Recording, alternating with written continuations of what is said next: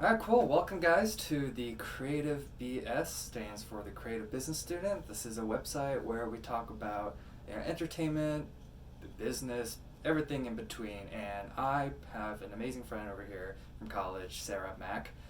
She has, you know, her YouTube channel, Sarah Soul Search, where she talks a lot about Korean content. And what's very interesting here is that, for Women's History Month, I thought it would be a great idea to talk about Sarah's thesis because she wrote a thesis called The Hammer, the Sickle, and the Makeup Brush, where she talks about women in North Korean film. So, that kind of matches the themes of Women's History Month and entertainment. Yeah, Sarah, if you could please introduce yourself to everybody. All right, hi everybody. My name is Sarah, and I graduated with Jungwon from Georgetown almost 2 years ago, which is really hard to believe. As part of my graduation requirements, I had to write a thesis, which is what we're going to be talking about today. Currently, I'm speaking to you from my apartment here in Seoul, South Korea, where actually starting tomorrow, I'll be starting a master's degree in political science at Seoul National University. So hopefully this is helpful to those of you who are interested in North Korean films, which maybe there's not a lot of you, but you got questions, hopefully I'll have the answers. So can you tell us a little bit about why you wrote this paper and, how did you come up with this idea? Sure. So I've been studying North Korea for the past 6 or 7 years or so, starting when I lived in Korea during high school. And for a long time, I was really interested, especially in the human rights aspect of the North Korea problem. But then I took a class my junior year when I was studying abroad at Yonsei University with a teacher called Jean Lee, and she was a journalist actually in North Korea. She was the bureau founder of AP in Pyongyang, and a lot of her research is about North Korean propaganda, films, television, stuff like that. And I kind of realized when I was taking her class that even though this is a topic that I had read a lot about, I'd never actually seen a North Korean film. And so I kind of became interested through that class. And then I guess, I was pretty heavily influenced by her research questions. And then I kind of tried to put my own twist on it when I went back to Georgetown the following year. But I kind of wanted to study this through a lens that no one else had studied it before. So in the past, I had done some research with the North Korea Strategy Center about how the role of women in North Korea changed before and after the famine period of the 1990s. So I thought, if I could compare films from before and after this turning point in Korean history, I might be able to find something substantial.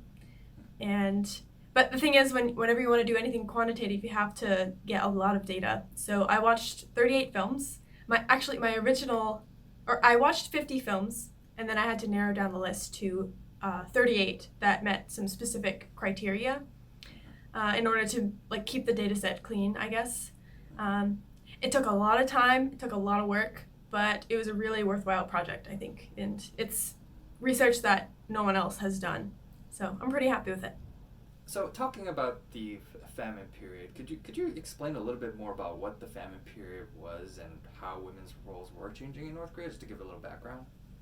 So when I say the famine period, I'm referring to the arduous march, or in Korean it's known as the 고난의 행군, which lasted from 1994 to 1998.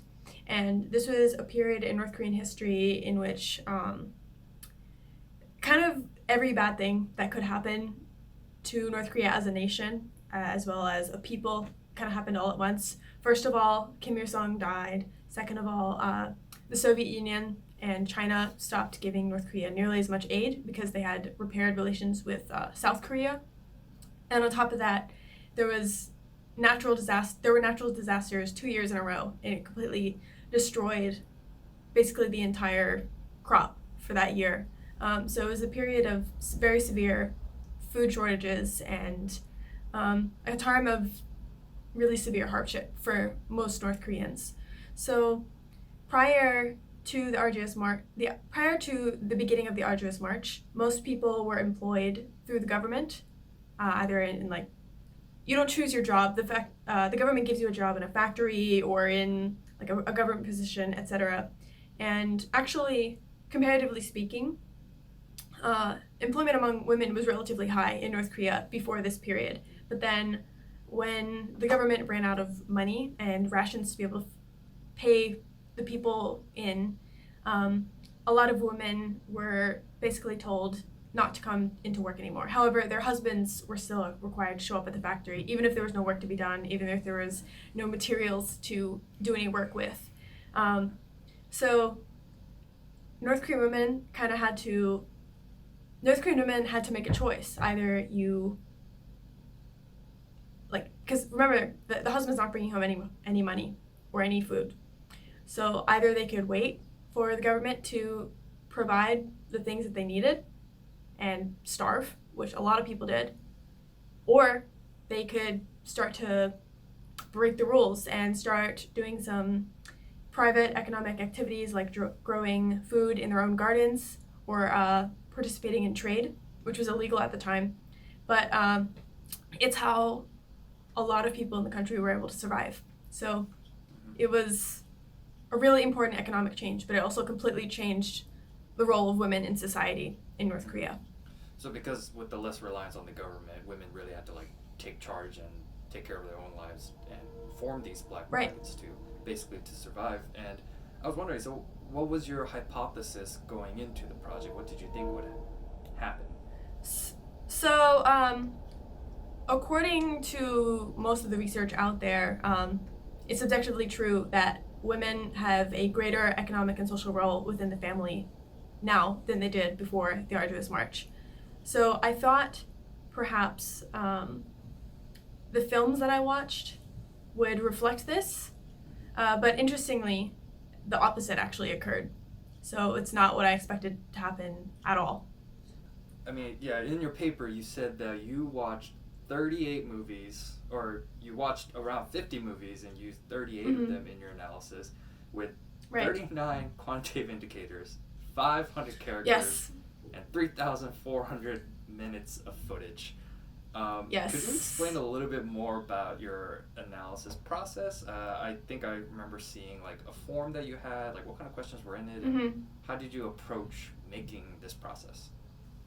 Sure. So I had a list of basically every single North Korean movie that I could find on an Excel spreadsheet, and I would randomly, every day, I had to randomly select a film that I was going to watch, and then I would open up a Google document, and I would type everything that happened in the film from beginning to end. And it was typically about 10 pages of notes per film. So I think I had 400 to 500 pages just of notes that I took while I was watching the films. After I finished watching the movie, I would review my notes and then input my data into a Google form, which had 89 questions on it, I believe. 89? Jeez. 89 questions. So watching the movie and then writing the survey for the movie took sometimes similar amounts of time, so about an hour and a half for each, so roughly 3 hours just of note-taking for each movie. So, and I'm these movies, they're not the Avengers. They're fun. Interesting to watch, but how do I say this nicely? They're pretty repetitive, and they tend to kind of focus on the same things over and over again, which that's one of the reasons why it was so important to have a really rigid note-taking system, because the films kind of start to bleed into each other after a while, after you've been watching these things every day for months. And what kind of records did you record? Okay, so I'm pulling up the survey that I used right now.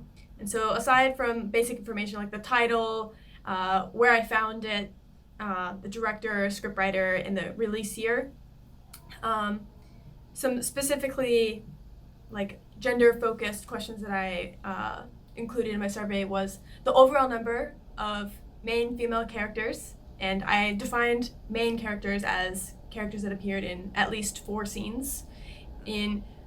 I logged what kind of jobs each woman had, and whether their occupation was traditionally regarded as a masculine or feminine or a neutral occupation within North Korea. I took notes on how many women there were in positions of leadership, and whether they were leading groups of men or women, because that actually had a significant change before and after the famine. Yeah, I see here, this is very interesting. You also asked like number of male characters who are single. Just a lot of interesting questions that you're trying to collect data about. Yes, so I logged their marital status, whether they had children, whether they were in a committed relationship, whether or not other characters referred to them as attractive throughout the duration of the film. So yeah, lots and lots of questions. That's it took a lot of data points. Quite a while, yeah. Can you tell us a little bit more about how you were able to find these movies? I mean, these are heavily dangerous, maybe, propaganda films. Like, where did you find these things? YouTube, actually. Until October 2017, there was a channel called 우리 민족끼리, it's operated by Zainichi pseudo North Koreans in Japan, and they would upload contents from North Korean Central Television pretty much every day, and they had a really big database of movies. So I was able to download a lot of the films directly from that channel. But back in October 2017, to my dismay, the channel was actually taken down by YouTube because it was deemed to be in violation of sanctions. So I guess, like, in theory, because these videos were on YouTube, they could be earning ad revenue, and any revenue that is going to help the North Korean regime is illegal, technically, in the US. But I remember being really upset when I found out that the channel was gone, because, I mean, it's not just me that was using this. Pretty much North Korea analysts all around the world had relied on this YouTube channel in order to get clips. And, I mean, 99% of the people watching were not watching because they truly thought North Korea was like an awesome place to live. It was more of a way to gain insight onto the things that the regime thought was important at a certain given time. But actually it's really interesting. So I'm in South Korea right now, and you would think that there would be a lot of resources available for me to study North Korea right here. But technically it's actually illegal to access North Korean propaganda, whether it be books, films, television, music, anything like that. There is a thing in South Korea called the National Security Law. It's been in place since the Korean War, and it prohibits consuming any kind of North Korean propaganda, which is like all of their media, without permission from the Ministry of Unification. So in South Korea, if you want to go to one of the 2 libraries that has North Korean sources, you can't just walk in. You have to have a special card that states with whom you're doing your research and why you're doing it, with a stamp from the Ministry of Unification, just to go inside. And if you want to make copies, you have to return the copies within 10 days, or you can get in trouble. So it's even now, it's still pretty strict. Even though, I mean, again, I highly doubt that anyone's going to look at these materials and like cross the border into North Korea looking for a better life. But it can be kind of a pain. So I was actually fortunate to be able to do it in the US. It's not like North Korea is actually actively recruiting people like ISIS is. So. Right. Most of the people who are watching these videos, I think, were likely not true fans of the Kim regime in North Korea. I think, I know a lot of North Korea watchers relied on these videos for information on what the regime deemed to be important at a given time. So there was a lot of outcry within the North Korea studies community about the removal of this channel. However, I think another channel just called Uri Minjok did eventually appear. I'm not certain if it's still there though. So and these North Korea watchers are like researchers and analysts and people like that. Yeah. And so you had a pretty clever name for your equation that you created called the Rotten Kimchi Score. Why did you name it like that? But also, what went into the equation? So basically, I took all of the quantitative indicators that we talked about from the survey and I plugged them in to an equation. And the score that came out of the equation, I called the Rotten Kimchi Score. This might sound not so great, maybe, but I'm sure we're all familiar with Rotten Tomatoes, which is a score that's used to measure like audience and critical approval or disapproval of a given film. So the Rotten Kimchi Index, I guess, is supposed to measure how progressively women are portrayed in any given North Korean propaganda film. So for instance, if like the cast was all women and like all of them were in positions of leadership and like they had really rich relationships with each other, that would score higher than a film that had maybe only one female character that had lines, or like a film where the backgrounds and the relationships between women wasn't as richly displayed. And could you explain what the Mahkum Score and the Bechdel tests are that you used in your equation? Okay, so the Mahkum Score was supposed to measure a film's depth in portraying female characters, and the way that I measured this was by awarding a certain number of points to each film. So you can get up to 3 points.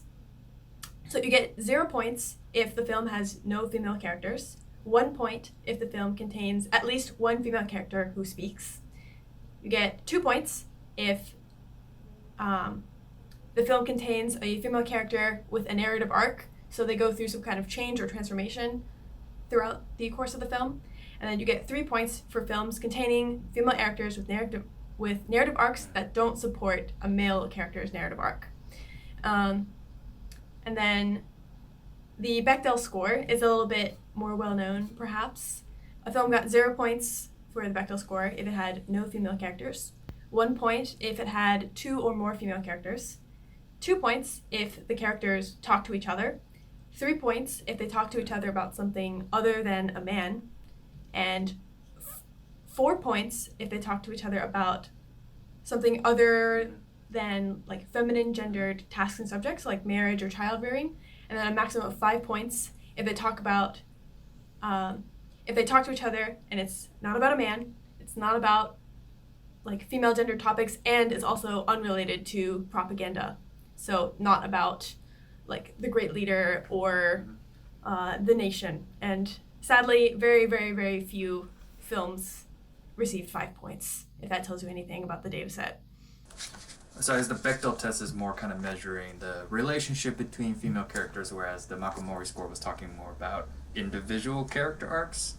Yes, yeah. So I wanted to kind of find a way to quantify like how women are relating to each other, because that's a big part of the reason why they were able to, enact a lot of these economic and social changes that we're seeing in North Korea. But then, like sometimes a film can have few female characters, but like that, because that female character is like so badass, it still can be like a feminist film. Okay. So I wanted to kind of leave room for both. Mm-hmm. I kind of wanted to talk about, you had some interesting indicators in your thesis, like main Nancy's supporting Madeline's. Can you just explain a couple of them and what they are? So basically like the terms like Madeline's, Nancy's, Hermione's, etc. These are just kind of ways to make my equation a little bit more easily comprehensible to someone who's reading it who doesn't have a quantitative background. So, for instance, Madelines are named after Madeleine Albright, who was the first female Secretary of State. So that's pretty cool. Traditionally male-gendered occupation. So I used her name to represent the number of main female characters who had traditionally male-gendered occupations. Main Nancy's, it was kind of referring to Nancy Reagan, who is known to be like a traditionally feminine woman. So she represented, or her name rather, represented the number of female characters with traditionally female-gendered occupations, and et cetera, et cetera. Yeah, so Hermione, and then Hermione's was a stand-in for the number of female characters that had a narrative arc. So like Hermione Granger in the Harry Potter series goes through a lot of changes from the beginning of the series to the end. So just kind of to make that a little bit easier for myself to remember, I named that particular statistical indicator after her. Oh, that's a very fun way to keep people engaged and to keep the equation more user-friendly. Yeah. So, given all your analysis, thousands of minutes of watching footage, and what was it, 4-month process of watching North Korean films every day? So, I mean, what would you say what were your findings? What was your conclusion? So, pretty interestingly, like I said earlier, I suspected that the films would become more progressive. There would be more women in positions of leadership, more women doing traditionally masculine gendered work after the arduous march to kind of reflect the reality that was happening on the ground. But what occurred in the films is actually the opposite of what was occurring in North Korea. So when we're watching North Korean films, you kind of have to understand, like, these films are not made to entertain. They're not made really to be fun. These are instruction manuals on how to be a good North Korean citizen, on how to be a good woman, how to be a good villager, how to be like a good anything. So with that in mind, you kind of realize that through watching these films and seeing how the North Korean government allocated its very limited budget, I mean, it's a poor country, into making all of these movies, like dozens and dozens of movies per year in some cases. They're only going to be making movies about things that they think are important and are going to kind of advocate for the things that the party wants at any given time. So what's really interesting is in the pre-famine era, there are tons of examples of female characters who are like machine gunners, or they drive a tractor, or they're doing a lot of traditionally masculine work, and their role as like housewives and mothers, it's kind of put on the back burner. It's not portrayed as being as important as like doing a lot of times physical labor for the state. But then in the post-famine era, even though we know for a fact that women in fact were contributing more economically and like playing more roles, wearing more hats within the family and in society, the exact opposite of that is portrayed in the films. This is kind of the state's way of saying, like, we know what you're doing, stop. This is not where you're supposed to be. This is not how you fulfill the ideal of like being a good North Korean woman.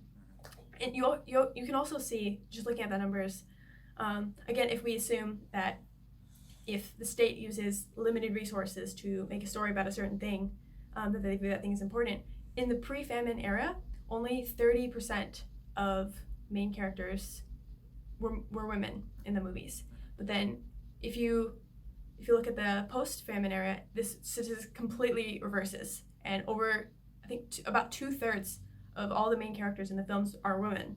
So you can see they're really trying to reach female audiences and kind of maybe give them a warning, or be like, this is how you're supposed to be acting, not like that.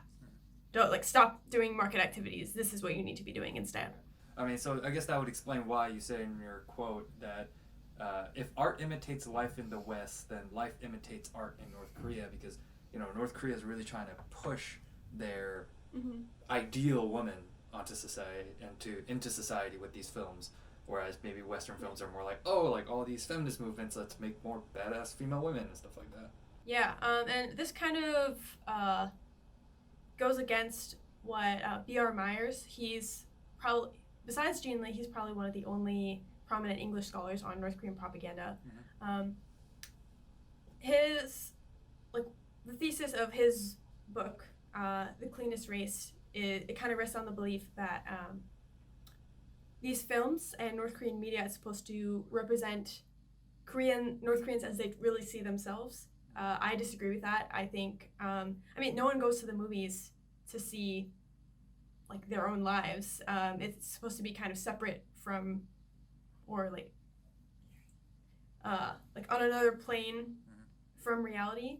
So I think in North Korea, just like looking at the budget restrictions, they kind of have to be strategic in what they choose to make films about and how they use their limited resources. So yeah, I think it's definitely more of a top-down, like, you need to do this kind of approach rather than people seeing their own realities reflected in these movies. I mean, if you watch them, they're totally unrealistic.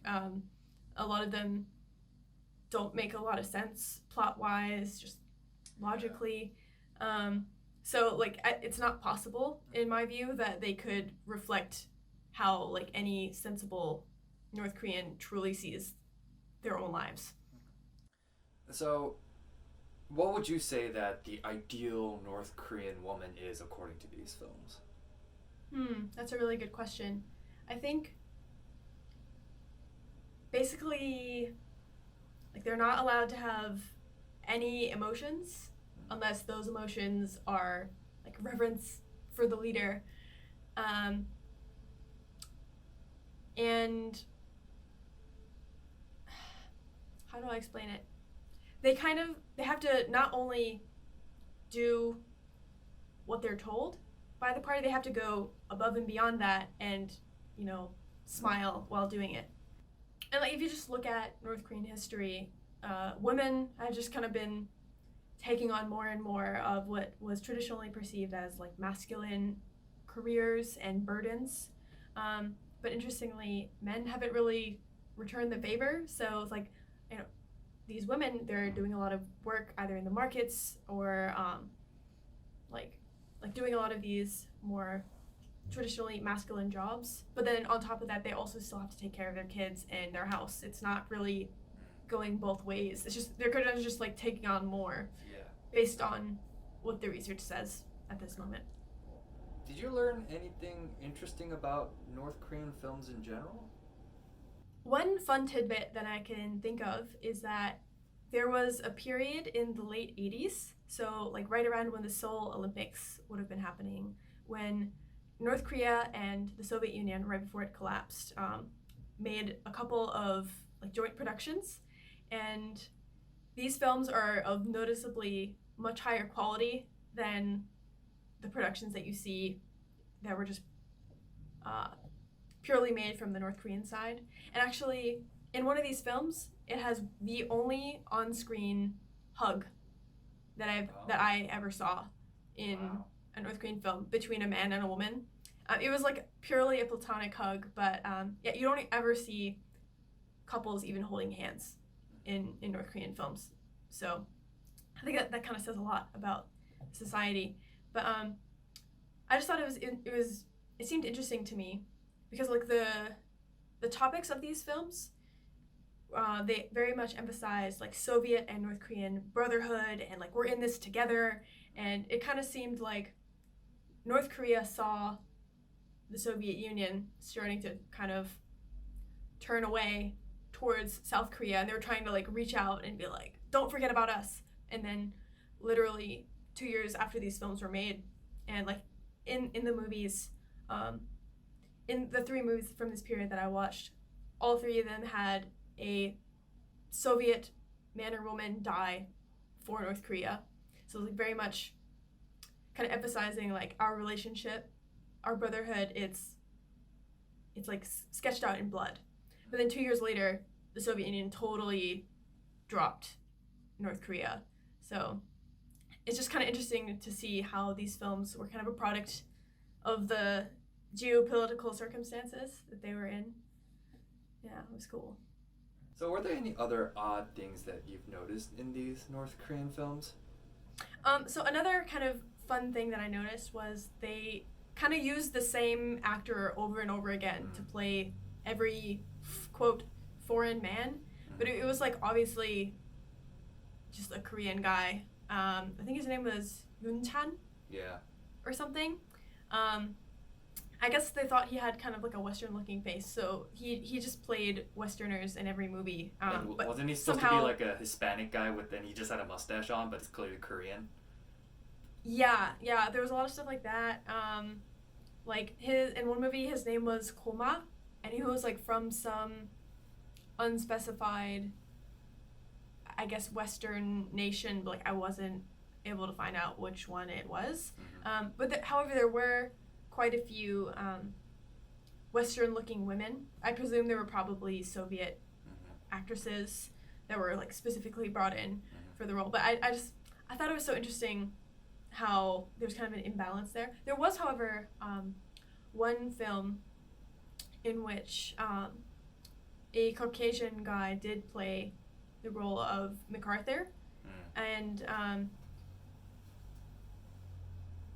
he played the role of an American general during the Korean War who, like, of course, he was like bloodthirsty. He just wanted to kill everybody on the peninsula. That's how Americans are typically portrayed in North Korean media. But anyway, he was actually a prisoner, an American prisoner of war, and he was stuck in North Korea for I think close to 30 years. So they did use him for some propaganda films, to my knowledge, but I only saw him in one. Interesting. And so what was a very memorable scene for you?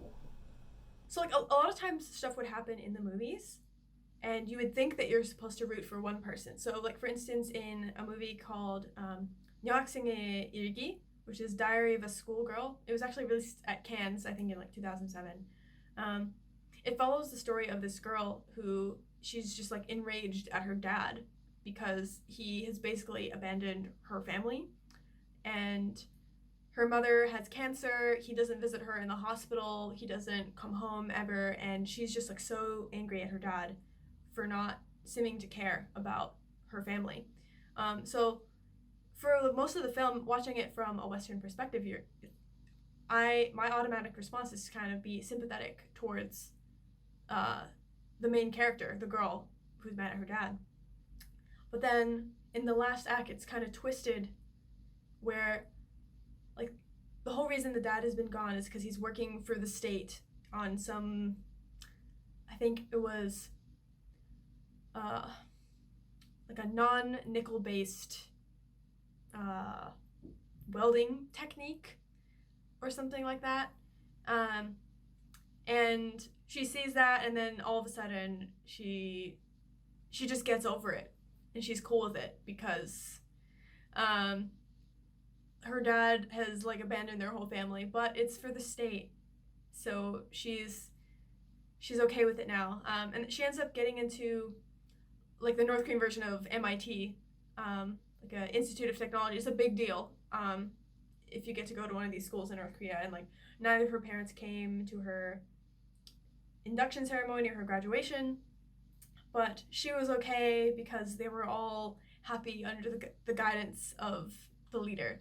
And like this sort of thing happened again and again in the films. Like you think you know who you're supposed to root for, but then it usually gets kind of turned around on you.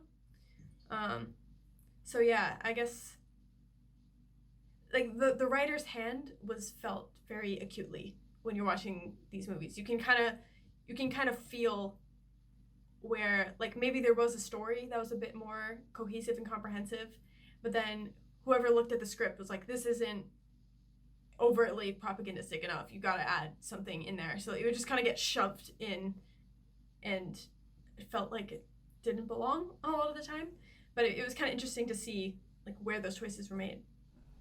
Yeah, I mean, I kind of wanted to share some of my favorite weird things that I've seen in the films when I was watching it with you, but also in the story. Like, I remember this scene where this there were a bunch of Americans attacking these female soldiers who were trying to go to East Berlin for an a cappella thing, and all her crew members died, and she was singing by herself. And I think the American soldiers, like, some of them were like black faced to actually be white people, which was also odd. And I think the woman literally just pulled a grenade and just blew herself up for the state. That was weird. And there was other plot lines where this woman was getting yelled at because she was so busy taking care of her village that she couldn't take care of her husband's grave, so she got like scrutinized by the community, which is also ridiculous. And then there was one movie I remember you talked about where there was just like 5 different plots going on at once, something ridiculous. Like this woman, like, she was a marathon runner, but then and she ran with a bus, but then the bus hit another woman and the kids became orphans, and so the marathon runner adopted the orphans to lessen the burden of the state. Like, all these ridiculous things. This is one of my favorite movies. So what happened was, there's this woman who lived in a rural village, and she was a really great runner, so she got a chance to be recruited for the Pyongyang marathon running team, that's a huge deal, because like you don't move away from where you're born in North Korea. Like you're kind of stuck there. It's based on your songbun or like your rank within the like caste system within North Korea. So she wants to go, and she was training for this marathon, but then she comes upon this bus that's on fire. Oh, it was on fire. Because there were children driving the bus, because their parent had died saving other children from a different fire. So they decided that they had to drive the bus to like, so that their parents' job wouldn't go undone. So she has to save them. All for the glorious leader. And then she takes them on. One of them, she takes in these orphans. And she, like, a lot of the people in the community are saying, like, oh, like, why are you taking care of these random kids that aren't even yours? She's like, I must do this so that to release the burden of the orphanages that are run by the great leader. But, like, they could totally do it by themselves. It's not that they can't. It's just I want to make things easier for them because I feel so bad for their struggles. And then one of the kids randomly goes blind while taking violin lessons. So they go to the hospital, and she gives him her eyes. And I wish I was making this up. Yeah. And then he kidnaps his own brother so that his mom doesn't lose the eyes, and it's a very convoluted story. Like there are a lot of movies like this. Yeah, I think just to add to what you said about the ridiculous propaganda twist at the end, I think one of the daughters, she gets into this very prestigious orchestra, but she comes out in a military uniform saying, I'm going to join the army instead so that I can play the violin for the leader when he comes to the front lines. And which is ridiculous because oh my god, it's more likely that Kim Jong-un would be in a safe space in a prestigious orchestra pit listening to her rather than in the front lines. Like it was just ridiculous. Like So the sister of the boy who went blind gets into North Korean version of Juilliard. And like her whole family is like so excited that she got this opportunity because it's like huge. Again, it's a huge deal in North Korea. But then she decides that she's not gonna go because she wants to be an army musician instead. And it's just like, I don't know. It like didn't really make any sense. Yeah. The sad thing is like a lot of this sort of thing happens so much in North Korean movies where people just die or sacrifice themselves for absolutely no good reason. But I think it kind of says a lot. Like, these characters, even if they're, like, really patriotic and they're really amazing people and they work super hard, they're literally worth more to the state dead than they are alive. Just because it, like, represents the fervor of their love for the party and the leader. That's more important than, like, the work they could actually do. So you know, like, after watching all these ridiculous North Korean films, like, how do you see Hollywood movies again, or South Korean movies and stuff like that? Oh gosh, well, it's been a while since I watched a North Korean movie. I do sometimes kind of miss it because it's like solving a puzzle Yeah. every time. You kind of wonder like why did they make it this way? Because like everything is very intentional and it's very staged. But I remember I had watched my last movie, and then I went to see Thor Ragnarok that night, and it was like I was seeing a movie for the first time. Like the effects, the acting, the story that like kind of made sense. It kind of blew my mind. And it was actually funny and actually good and Yeah. It was kind of cool to get to experience that after having watched all these not so great movies. But yeah, I haven't gone back to watching North Korean movies, if that answers your question. Yeah. I'm strictly Hollywood gal now. So just for closing remarks, what would you like people to take away from your paper, or do you just have any thoughts about maybe just women in film in general as well?